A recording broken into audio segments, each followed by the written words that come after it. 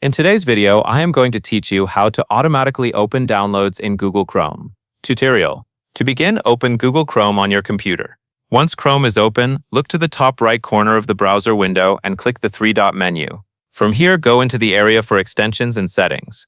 This is where Chrome keeps many of its customization and behavior controls.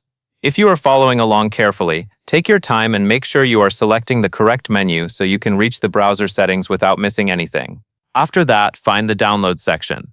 This part of Chrome controls how downloaded files are handled, including how they appear once the download is complete. Inside Downloads, look for the option that says Show Downloads when they are done. Click that option to turn it on.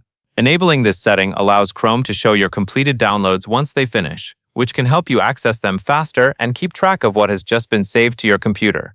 This can be helpful if you work with frequent downloads throughout the day and want a more immediate way to interact with completed files.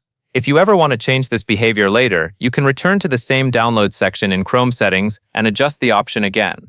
Chrome makes it simple to revisit these preferences whenever needed. Once that setting is enabled, you are all set.